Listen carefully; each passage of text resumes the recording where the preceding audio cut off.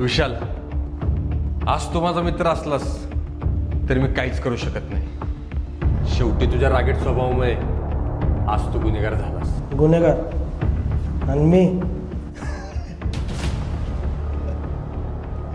अरे पण तुला कायदा हातात घ्यायची काय गरज होती? अरे त्यांनी एका चिमुकल्यावर हात उचलला, हातच नाही तिला ठेचून मारली. अरे पण आम्ही आहोत ना, आम्ही कशाला बसलोय? आम्ही देऊ ना त्यांना शिक्षा. शिक्षा? आणि सोडून पण द्यासन म्हणजे तो मोकळा दुसरा रेप करायला. पण तुला कळतं का, तू मारून टाकलंस त्याला. तसं तर चुकीच झाली. खरं तर छत्रपती शिवाजी महाराजांनी जी शिक्षा केली ती ना बलात्काराला, तीच केली पाहिजे होती. त्या भाड्याचा चौरंग करून चौकात बसवला पाहिजे होता, जेणेकरून परत कुणाच्या मनात बलात्काराचा विचार जरी आला ना तरी त्या हरामखोराकडे बघून त्यांनी 10 वेळा विचार केला पाहिजे. त्यांच्या विरोधात अजून कुठलाच पुरावा नाहीये. पुरावा? अरे 3 वर्षाच्या पोरीला मारून टाकलंय.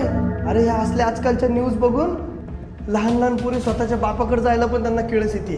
अरे पण जनता आहे ना, ती उतरली ना तिच्या साईडनी. चालू आहेत ना कॅन्डल मार्च, चालू आहे, मोर्चे चालू आहेत. भेटेल ना तिला. नाही आता कॅन्डल नाही, तलवारी काढायची वेळ आली. दुसऱ्यांच्या घरातला अंधार दूर करायच्या नादात स्वतःचं घर जळून जातं विशाल, एवढं लक्षात ठेव.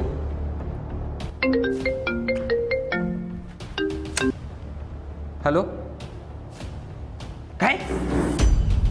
अरे तिच्या शाळेत फोन कर, मैत्रिणीला फोन कर. अरे अशी कशी घरी नाही आली? ठीक आहे, थांब मी आलो. ज्यावेळेस स्वतःच्या घरात अंधार पडतो ना त्यावेळेस खरं दिव्याची किंमत कळते. आता तरी डोळे उघडा.